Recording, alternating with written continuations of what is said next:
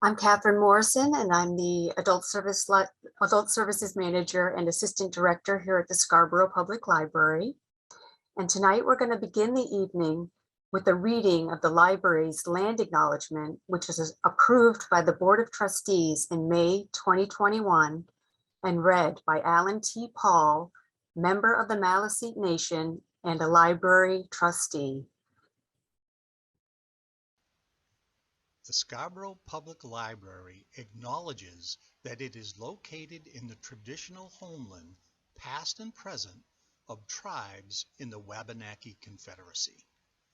We recognize and honor the current tribes who comprise the Confederacy: the Penobscot, the Passamaquoddy, the Maliseets, and the Micmac, who have stewarded this land throughout the generations. We acknowledge the Owascoag people who once lived in what is now Scarborough. We respect the traditional values of these tribes and support their efforts for land and water protection and restoration. In offering this land acknowledgement, we affirm Indigenous sovereignty, history, and experiences. This is the 8th year the library has partnered with the Camden Conference to present a series of programs leading up to the conference to be held February 25th through 27th. We are grateful to the organization's continued financial support, which allows us to bring speakers to our community and purchase materials related to each year's conference theme. Before I introduce this evening's speaker, Lenore Rapkin will provide information on how you can take part in this year's conference. Lenore is a member of the library's Board of Trustees and part of the Camden Conference's Southern Maine Initiative Group. Lenore? Thank you, Catherine. Good evening and welcome to everyone. Even though it's always preferable for us to be together when we have programs like this, I'm sure nobody's very sad about not having to leave their warm homes on an evening like this. This evening's event is being presented, as Catherine has said, as part of a community outreach program that is sponsored by the Camden Conference. Every year, there are between 50 and 70 of these events. They're given throughout the year. Almost all of them are free, and their topics align with the topic of the upcoming conference. They usually draw upwards of 2,500 people over the course of the year. The topic of this year's Camden Conference, our 35th, is Europe, challenged at home and abroad. The conference is always able to draw on the talents of expert speakers from around the world, and this year is no exception. The keynote speaker this year will be the current ambassador to the European Union, to the European Union to the United States, Stavros Lambrinidis. And our moderator once again will be David Brancaccio, host and senior editor of American Public Media's Marketplace. The Camden Conference was founded in 1987, and ever since February of 1988, has sponsored a weekend-long conference on subjects relevant to foreign affairs. It's a nonprofit, educational, volunteer-driven organization with a mission to foster informed discussion on world issues.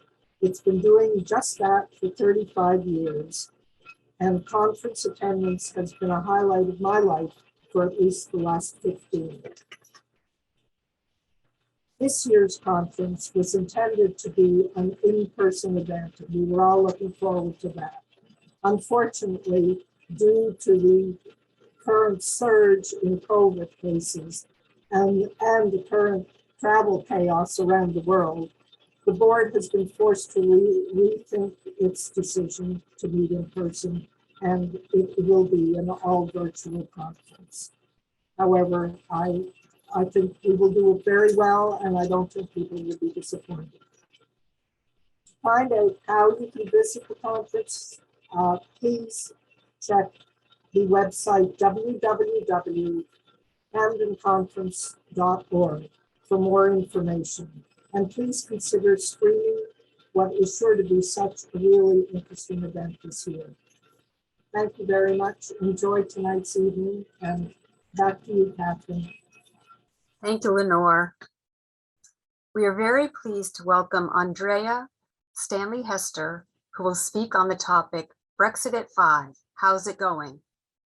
This is the first of our 3 local Camden Conference programs. Andrea is the Vice President of the World Affairs Council of Maine and an instructor at the Osher Lifelong Learning Institute at the University of Southern Maine. She received a bachelor's degree in modern European history from Tufts University and a master's degree in government from the Harvard University Extension School. Before taking on her current role at Osher, she was an editor and writer for the president of Harvard University and administrator of the International Visitors Program in the Office of the University Marshal at Harvard. Andrea, welcome. Thank you. Thank you very much, Catherine, and to Lucy and to everyone at the Scarborough Public Library. Thank you for having us here tonight, and thank you to everyone who's watching. I'm very pleased that you're interested in talking about what I find a fascinating topic, which is Brexit. So what I'm going to do this evening is I'll talk about I'll go over just a little bit the referendum, just to remind you of what happened. And then I will talk about the immediate aftermath, the negotiations and final agreement, and then talk in the end about how's it going today. So 5 years ago, and actually now it's about 5.5 years ago, British Prime Minister David Cameron called for a referendum on the long simmering question in the United Kingdom. Should they leave the European Union? Cameron felt strongly that the UK should remain because there were so many advantages to doing so, including freedom to travel, work, study, retire anywhere in the 28 countries that made up the Union. Other people, like Boris Johnson, who was the mayor of London until just before the vote, were adamant that the UK had to leave the EU to, quote, take back control, as the slogan went, in order to, as he said, unshackle itself from onerous and unjust regulations and forge its own path forward. And so on June 23rd, 2016, after a hard-fought and contentious campaign by both the Leave and Remain camps, the UK voted. And I'm gonna share my, here we go. So just as a reminder, the UK voted to leave the EU by 51.9% to 48.1%. Turnout was very high at 72.2%. And as you can see from the map here, England in general voted to leave. Wales, which is the one on the very left side that says 52.5%, also voted to leave. Whereas Scotland, up above at 62%, voted to remain, as did Northern Ireland. It was a big shock. Some people were very happy and other people not so much. And that's illustrated here by these 2 magazine covers. The Sun, which is a tabloid in the UK, very pro-leave, as you can see, whereas The Economist, not so happy about what happened. And that's very indicative of sort of the 2 reactions in general. So what happened after the vote? Prime Minister Cameron resigned. He said, the British people have made a very clear decision. I think the country requires fresh leadership. I do not think it would be right for me to try and be the captain, because he was on the Remain side. He was replaced by Theresa May. In March of 2017, she triggered Article 50 of the Treaty of Lisbon, which sets out the process in the European Union by which member states can leave, none of which had ever done before. So this was all new for everyone. Article 50 gave the UK 2 years to negotiate an exit deal, which by any assessment promised to be a complicated and messy divorce. The UK had to negotiate a new relationship with the EU, create new bilateral trade deals with many countries, including the United States, and revise British laws as needed once EU law was withdrawn. Should they have a hard or a soft Brexit? And what did that mean? Basically, it refers to how closely the UK would remain to the EU. Should it pull away hard, or should it go slowly, keeping some aspects of the relationship intact? For example, should they remain in the single market or in the customs union? Theresa May's government negotiated with the EU and brought back potential deals to Parliament, which had to endorse any agreement. 3 times the House of Commons said no. They didn't think that she was negotiating a tough enough deal. They said she was too weak. They wouldn't accept it. They were getting nowhere. And finally, the EU had to agree to extend the exit deadline from March 29th of 2019, which is the official 2-year mark, to October 31st that year. But by early June, with the agreement still stalled, Theresa May stepped down as Prime Minister, as you can see, quite defeated. She was replaced by former London Mayor and Leave campaigner Boris Johnson in July of 2019. He insisted that the UK would leave the EU on October 31st, deal or no deal. He was quoted as saying that he would rather, quote, be dead in a ditch than ask for another Brexit extension. In fact, he came up with a new slogan, get Brexit done. This is very typical of Boris Johnson. He's a real populist, very charismatic person. He loves the sort of PR aspect of these things. He likes the quick slogan that gives a simple thing that people can remember. So here he is in a tractor breaking through a wall saying, get Brexit done. But so Parliament fought back and passed a law that prevented the UK from leaving the EU without some sort of deal. A law that hardline Brexiteers called, quote, the Surrender Act. So the clock was ticking toward October and the pressure was on. Now there were 2 major sticking points. One was fishing rights. Any EU country can fish in the waters of any other EU country. And you can see here a map of the exclusive economic zones for the European Union. This is before Brexit happened. The area in the purple, any EU fishermen, say from Italy or Spain or anywhere else, could fish in any of these waters that you see in the purple, up to a certain amount. This was called the Common Fisheries Policy. But British fishermen were not happy with that arrangement. And as you can see here, they felt it was important to regain control of British fishing waters, and many people agreed with them. It became very contentious. But interestingly, fishing is only a tiny fraction of the overall economy in both the UK, where the BBC says it's about 0.02% of the economy in 2019, and also in the EU, which has some landlocked countries that don't have any fishing fleets at all. So why all the fuss? Why did this become such a huge problem? The economic reasons, wanting more money and more places to fish, really were mostly relevant to the fishermen. But for others, it became a symbol of national pride. Fishing has always been historically something that the British have felt very closely connected to. You know, the Great Britain is an island, and you know the sort of the sun never sets on the British Empire. Britain sees itself as a seafaring nation, and so this was very closely tied into historical nostalgia. The other major issue was Northern Ireland, which has always been incredibly contentious. If you remember the period of the Troubles during the late 60s to the late 1990s, there were many, many years of violent conflict between Protestants and Catholics.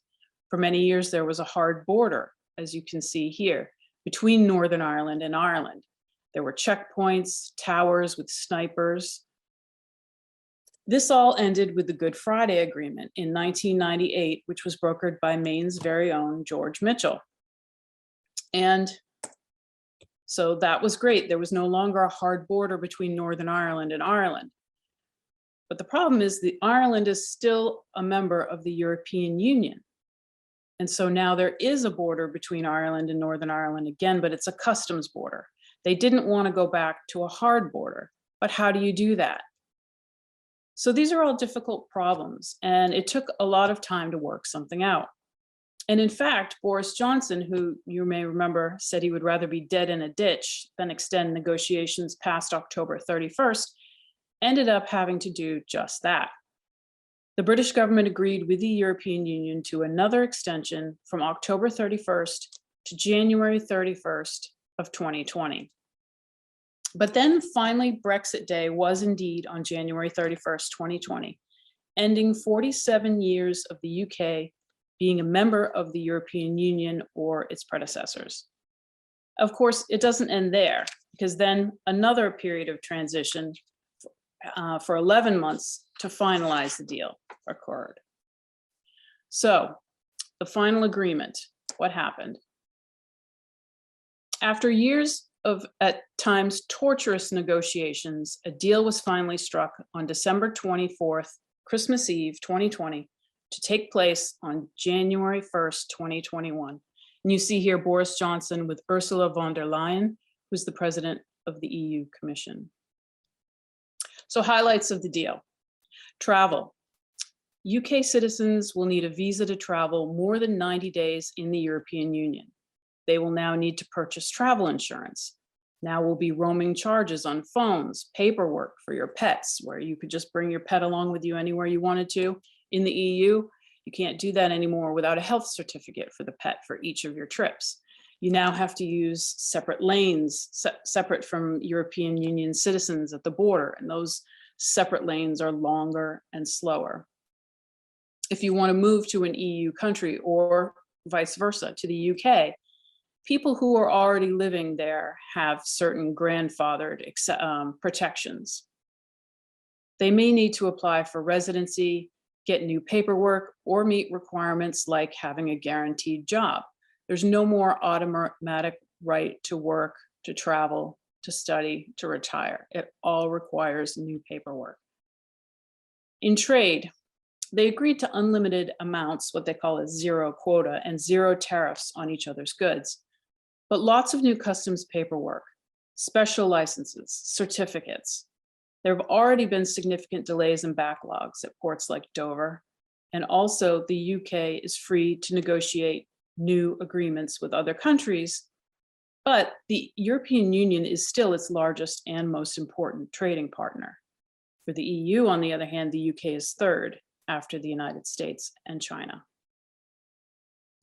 Qualifications and services. Professional qualifications are not necessarily recognized anymore. Doctors, lawyers, chefs will need to check each individual country's rules as they may need new certifications. Service businesses like banks have lost automatic access to EU markets and are operating under certain restrictions. A deal on services has yet to be ironed out. This is just the trade deal. They haven't yet finished a services deal for banking and finance and that type of thing. Security and data. The UK no longer has automatic access to key EU security databases and vice versa, but they can request information from each other. The problem is that this takes more time, and if you're working on, say, a terrorism investigation, time is of the essence. It's just harder to get information from each other. The UK is no longer a member of Europol. But on the other hand, the UK still has a very robust intelligence operation of its own, and it's still a member of the Five Eyes group. Five Eyes intelligence group being the United States, the UK, Canada, New Zealand, and Australia. And what about fishing? What did they agree to there? Over the next 5.5 years, the UK will gradually gain a greater share of the fish from its own waters. And the EU actually agreed to give up 25% of its existing quotas.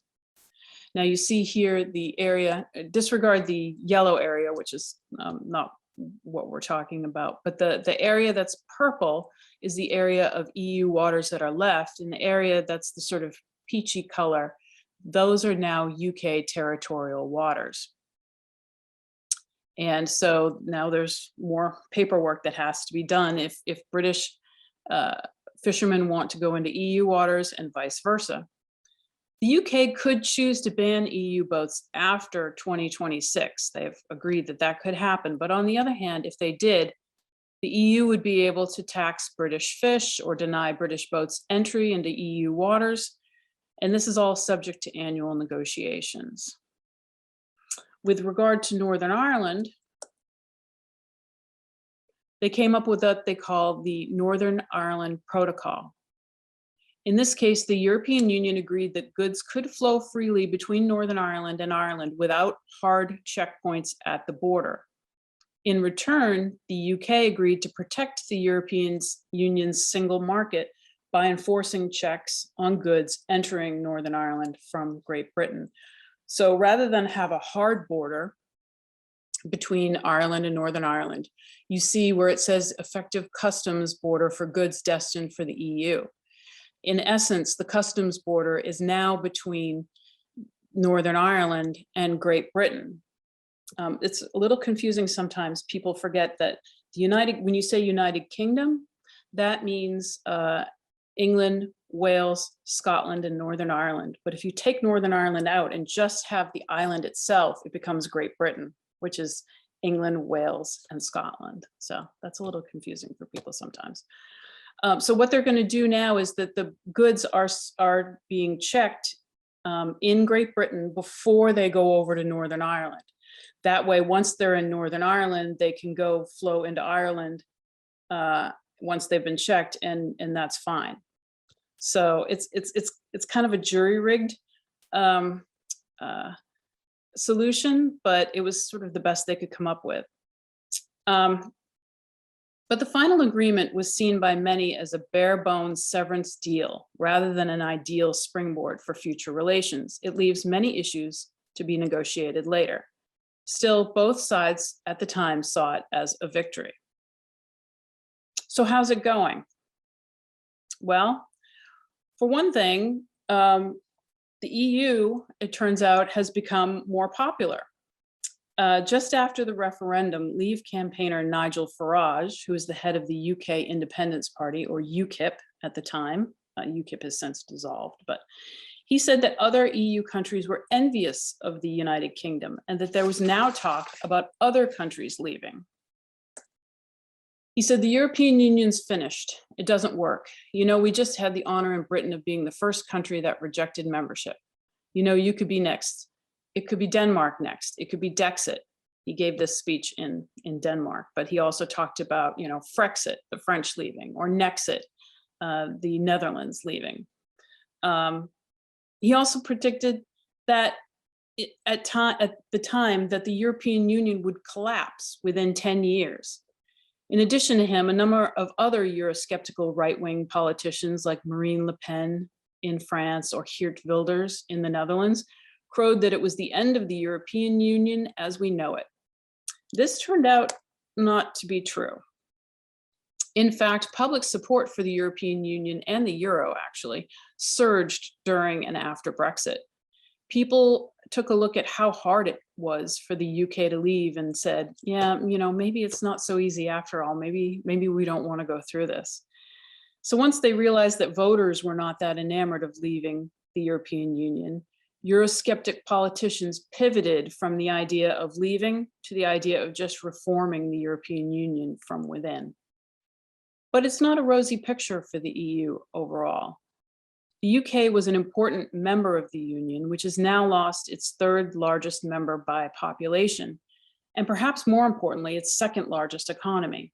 This loss diminishes the EU's economic and political clout on the world stage. Another problem is Scotland.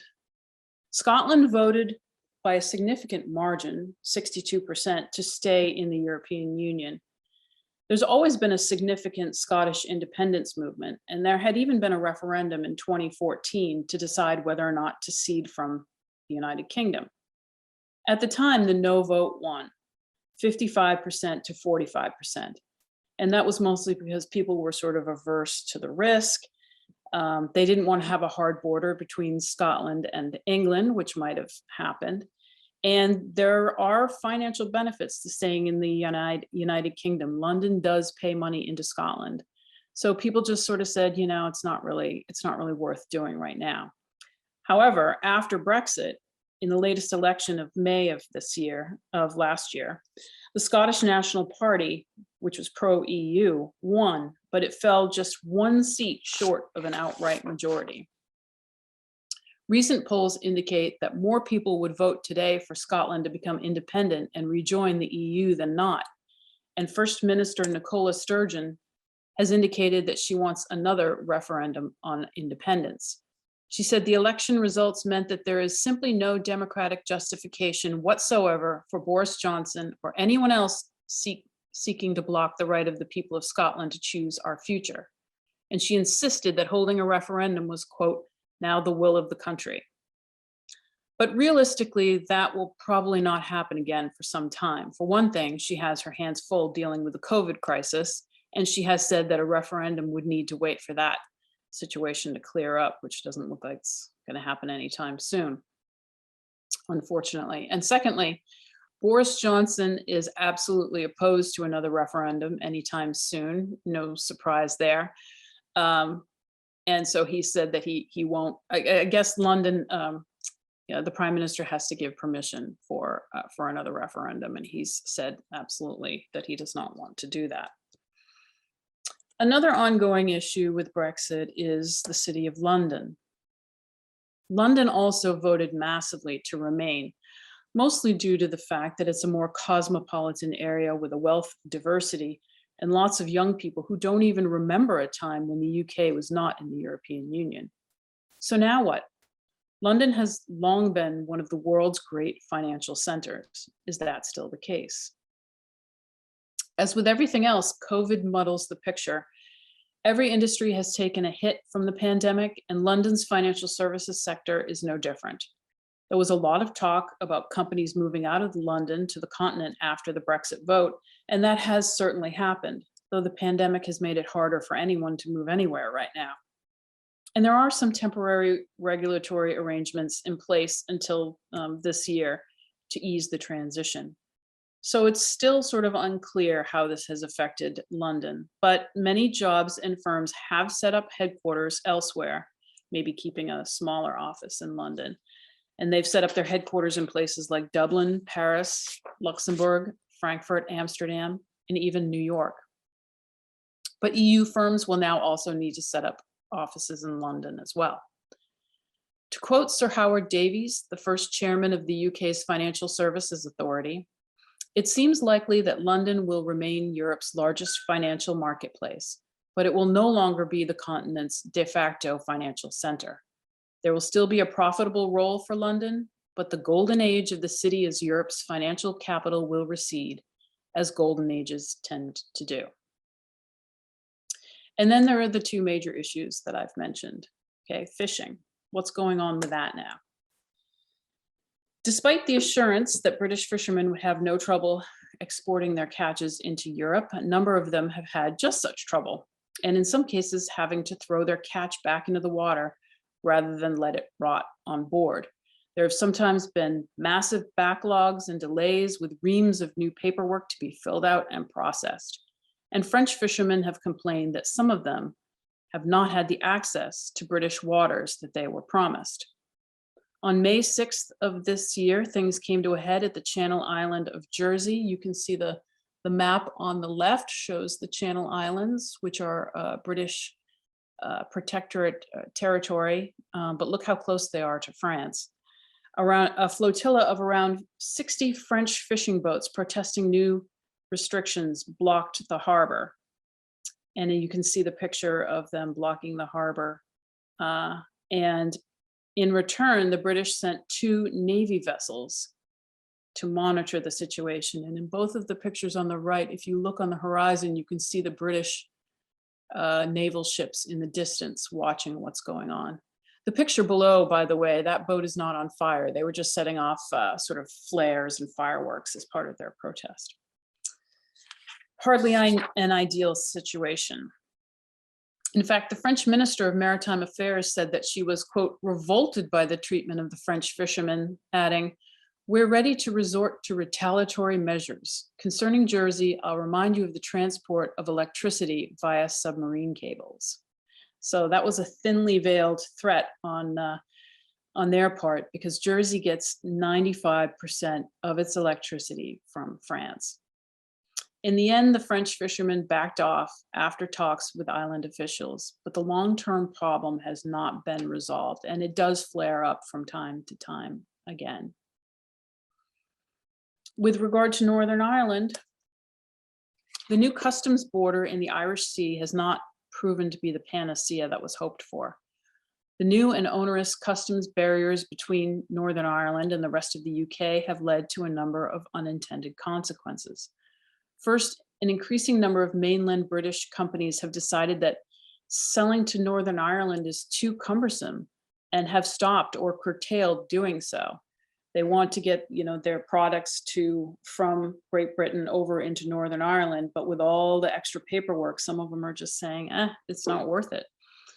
So Boris Johnson is trying to get around these issues by delaying some of the regulations on outgoing items, and that delay is supposed to have ended this month, giving British firms more time to adjust, but I think it's going to be pushed out again. The British government is also dealing with a serious unrest in Northern Ireland itself, especially among the unionist parties, who say that the protocol in effect separates Northern Ireland from the rest of the UK.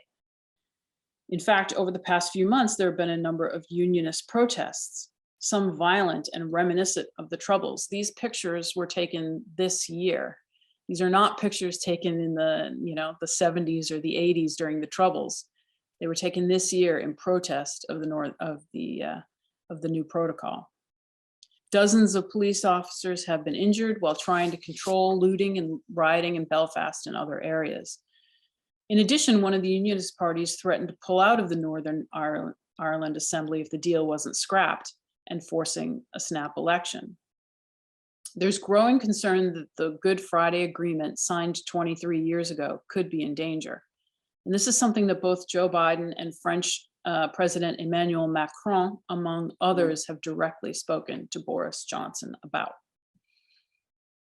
But the Prime Minister's attempt to handle the situation by pushing out the enforcement of regulations goes squarely against the deal, which is a legal treaty that his government signed with the EU, and Brussels is, of course, very unhappy with it. The British government, somewhat defiantly, is trying to renegotiate the protocol to lessen its negative domestic impact. Initially, the EU said that it would only entertain minor adjustments, not a wholesale rejiggering of a signed and sealed agreement. But most recently, the EU has relented a bit and actually proposed some significant concessions. For example, they proposed that checks be reduced by 80% on a range of supermarket goods, with the caveat that they be packaged and labeled in such a way that shows that they are for sale in the UK only. So a lot of the reducing by 80% would be very, very helpful if it's just going to Northern Ireland and you can label it that way. They're proposing that that they be able to do that with much less trouble. They've also proposed a consolidation of paperwork for goods being shipped to and from Northern Ireland, and to cut customs paperwork in half. They also proposed concessions to make it easier to afford and to get certain medicines and other goods. The UK's now former Brexit minister, but minister at the time, David Frost, said, "I think the EU has definitely made an effort in pushing beyond where they typically go in these areas, and we're quite encouraged by that. But obviously there is still quite a big gap, and that's what we've got to work through today and in the future." One of the major sticking points for the British, which the EU proposal did not address, is the oversight of the European Court of Justice when it comes to adjudicating disputes about EU law in Northern Ireland. They want to replace it with an arbitration system similar to other international trade deals, but the EU has ruled out changes to this part of the protocol, which it considers to be a politically expedient demand for domestic audiences in the UK more than an actual serious proposal. The hope is that both sides can come to agreement by the end, certainly by the end of this year, but soon. But the UK could reject the EU's concessions and demand a full renegotiation of the protocol. If that doesn't happen, it's also possible that the UK could suspend the protocol or parts of it by triggering Article 16, which sets out the process for taking unilateral safeguard measures if either side concludes that the protocol is leading to serious economic, societal, or environmental problems, however each side may define them. The UK government has already stated that it believes the threshold has been reached, but it is choosing not to invoke the article just yet. If they do so, it would be a major escalation and could eventually lead to a trade war. And finally, on a more macro level, how has Brexit affected the UK's role in the world? In some ways, it is clearly diminished. It is no longer part of an organization that had a multiplying effect on power and influence, but the UK has always punched above its weight. It still has a seat on the UN Security Council.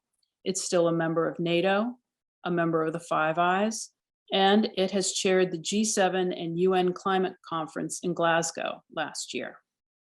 And it's important to remember that the British Commonwealth itself combined makes up close to a third of the global population. The UK and 53 former colonies, about 2.4 billion people. And the UK, even just by itself, is still in the top 10 of the global economies as measured by GDP, currently number 5, I believe. The government has published a 100+ page blueprint for the UK's international role post-Brexit called Global Britain.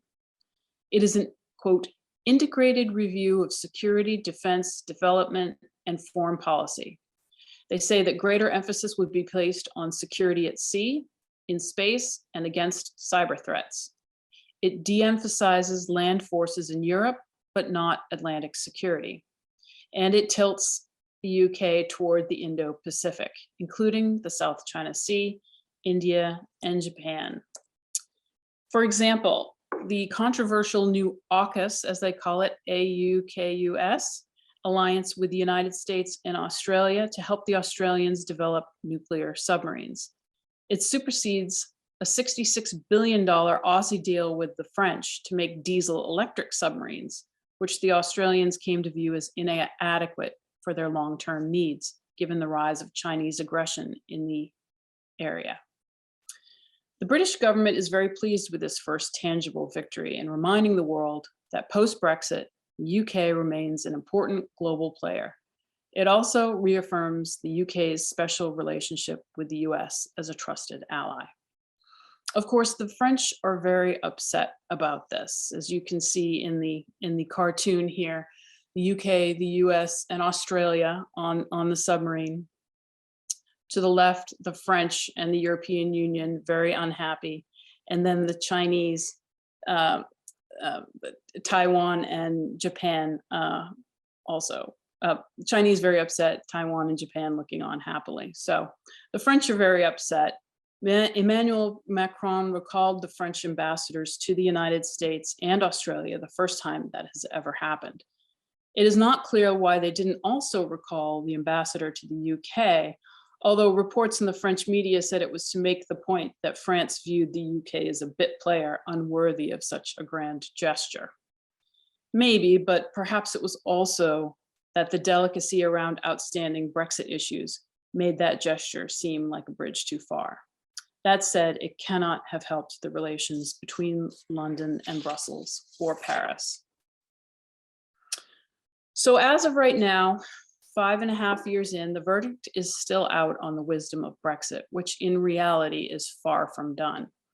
There have been notable failures and successes, and a lot will hinge on whether or not the UK and the EU can iron out their differences in a way that is, in the end, mutually beneficial. The Economist says that the current British government is adrift and that a dose of realism is needed. Quote, to regain momentum, it must make tough choices and face up to their consequences. The UK and the EU must work together to minimize the downsides and to maximize the upsides of Brexit wherever they can be found.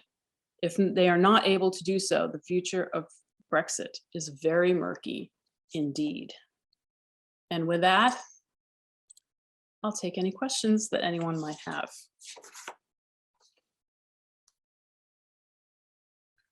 Andrea, we have a question. Someone's trying to clarify Sweden and Norway. So I think Sweden is part of the European Union, correct? And Norway isn't, but it has some sort of economic relationship.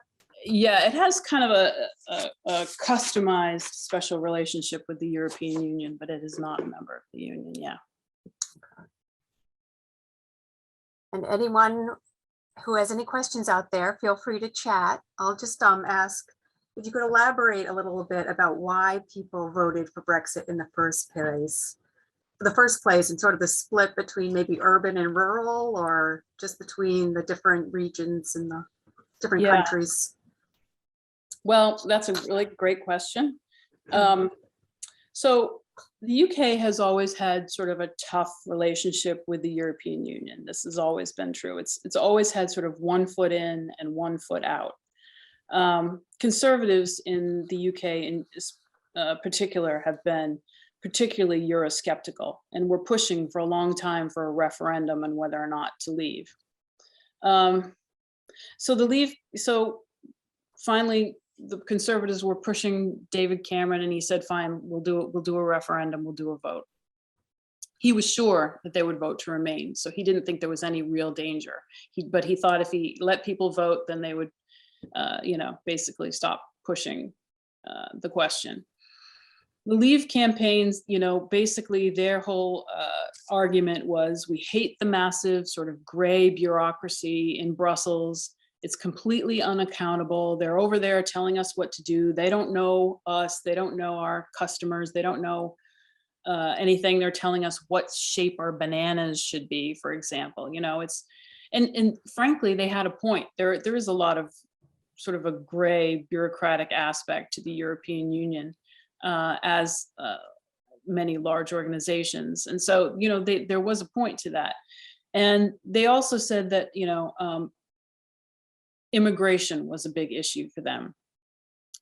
Partly when the European Union expanded in 2004 and 2007, had people from Eastern Europe who were now members of the European Union and could work and study and live anywhere. So a lot of them came to the UK.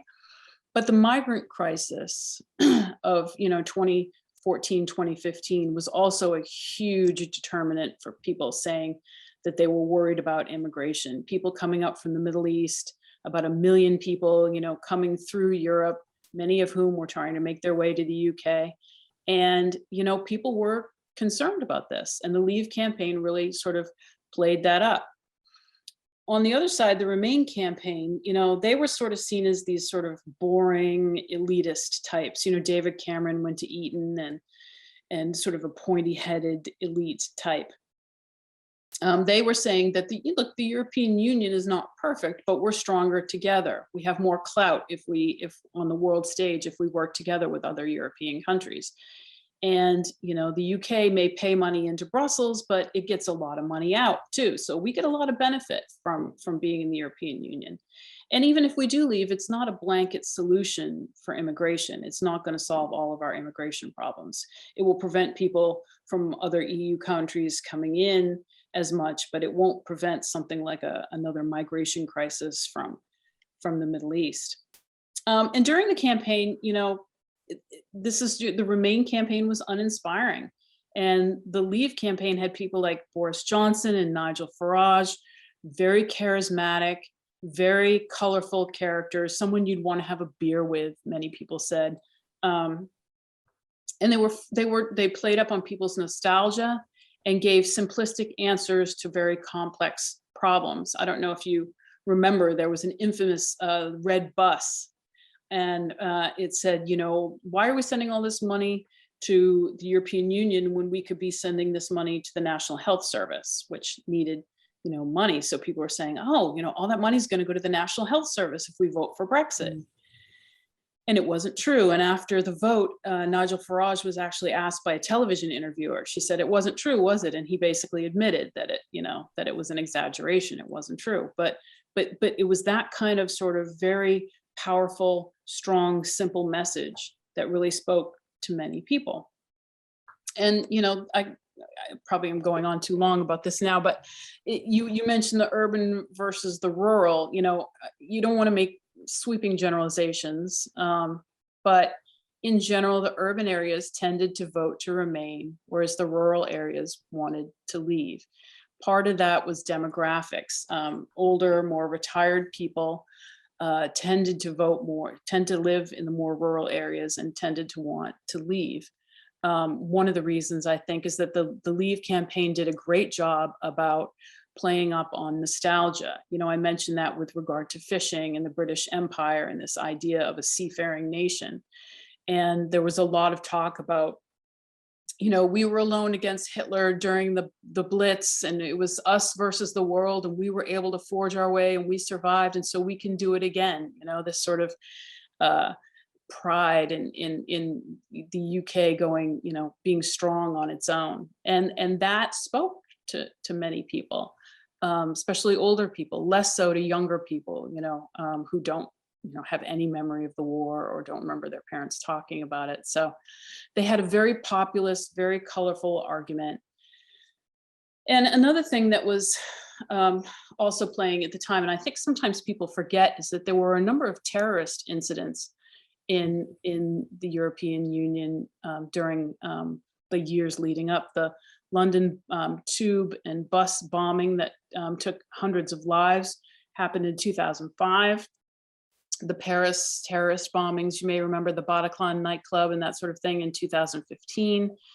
And even a week before the Brexit vote, there was a British member of parliament named Joe Cox, who was murdered in public, in broad daylight, by, this time not by an Islamist, but by a right-wing person. And so when people don't feel physically safe when all of this stuff is going on, that's another thing. That and economic insecurity can lead people to sort of want a strong leader to give strong answers, and that sort of tended to make people want to vote as well. So yeah, there are a lot of things that go into it, but Right. Well, we do have a lot of questions coming in. okay.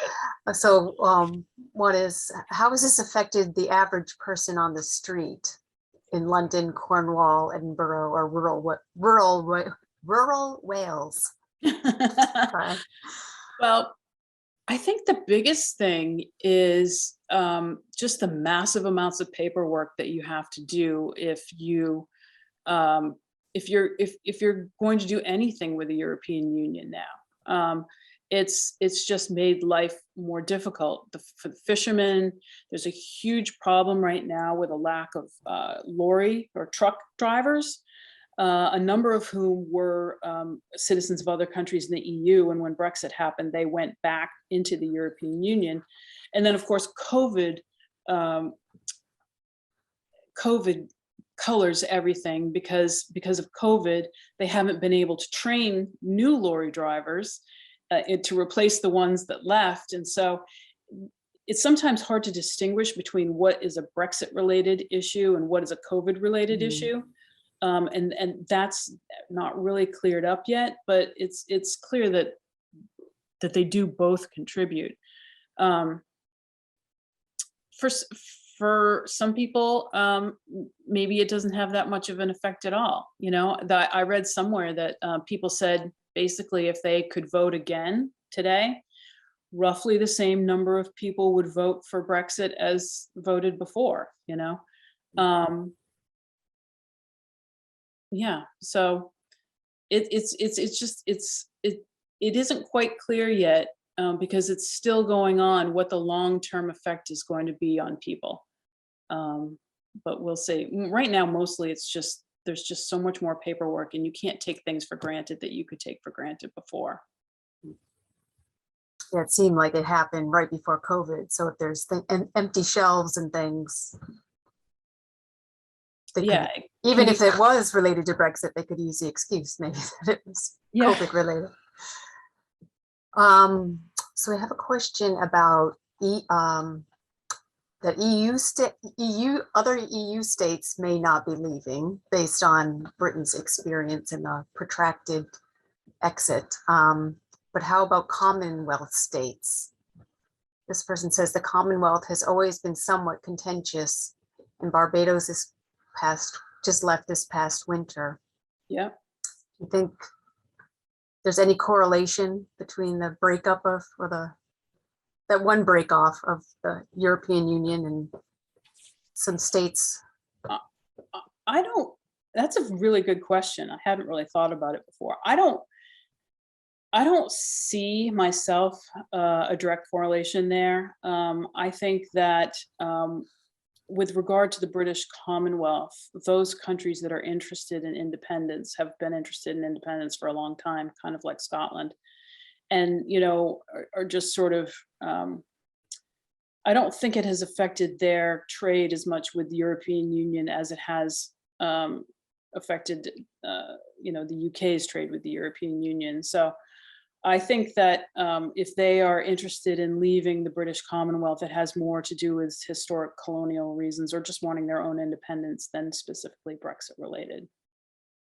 And this person has recently moved from Britain, so she says it's very interesting to see what's going on back home. That person could probably answer better than me.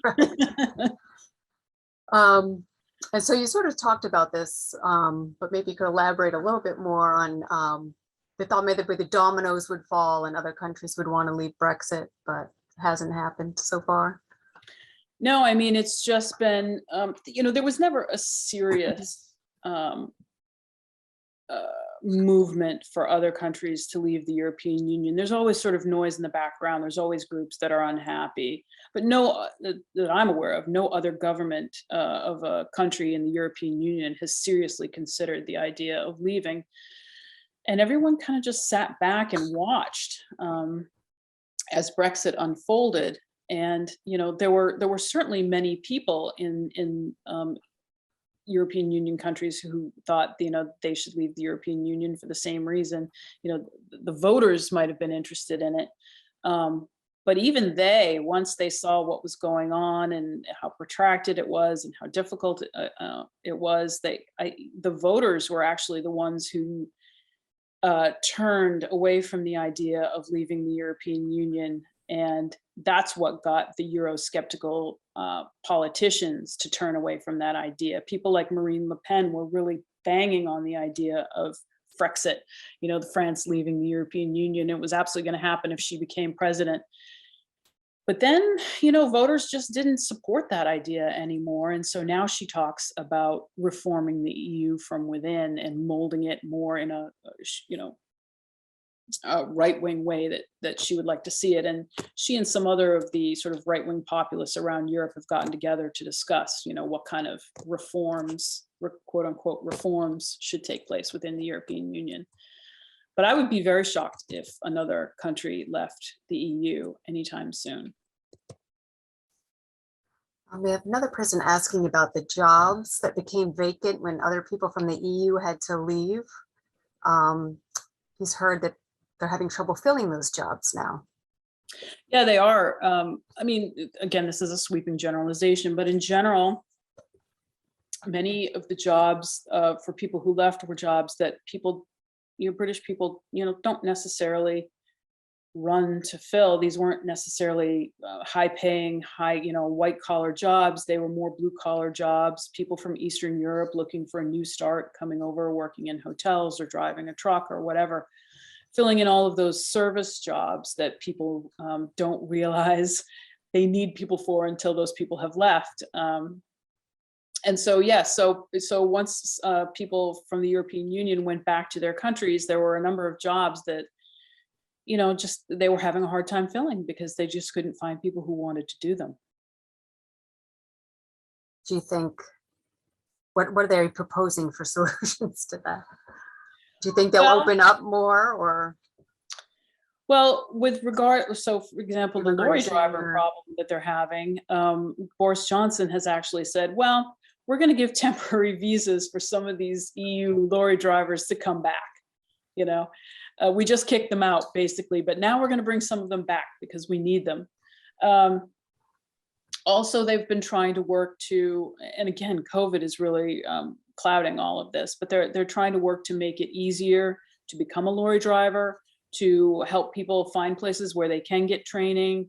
I think there's talk of, paying them more money, maybe giving them more benefits.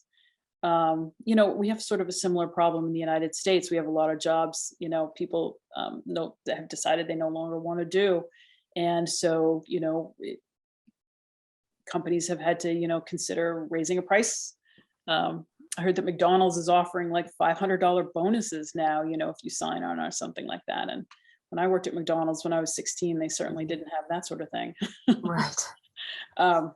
But yeah, I mean, they're talking about it, doing what they can to sort of make it easier for people to take these jobs and make it more lucrative for them to take them. But another short-term solution from the Prime Minister has been just to bring the old people back on a temporary basis. Anyone else there have any questions? Have you been able to visit the UK at all? Or have you been there pre and post Brexit? Or I was there pre-Brexit. I was there last there in 2017. I spent my junior year in London at the University of London in Hampstead, which was gorgeous, and I loved it. And I'm a total Anglophile for sure. But we were hoping to take our kids to London and Paris this summer for like a 10-day sort of trip to show them around. But I don't know, the travel chaos and the pandemic, it's not looking real hopeful right now, but we'll see. I would love to be able to go back. Love to. well, if there are no further questions, I guess we'll end for tonight. And I want to thank Andrea for her wonderful presentation. And we have 2 more Camden Conference programs coming up in the next few weeks. So I hope everyone comes back for that. They are Tuesday, January 25th at 6:30. There will be Memory Wars of Central and Eastern Europe with James C. Richter, Professor of Political Science at Bates College. And on Thursday, February 10th at 6:30, we'll have Paris at 6, the Environmental Divides and Climate Unions in Europe, with Susanna Hancock, who's an international champion for social and environmental change. And I believe she may have been listening in on our call tonight. So I hope she's looking forward to her presentation next month. So we hope to see you all then. And this will be recorded in a week or so. We'll get it up on our website if you want to check it out again. And we'll put in some links there as well. And also, if anyone wasn't able to come, you can let them know that it will be recorded and they'll be able to watch it soon on our website. So thank you everyone for coming. Thank And you. we'll see you next time.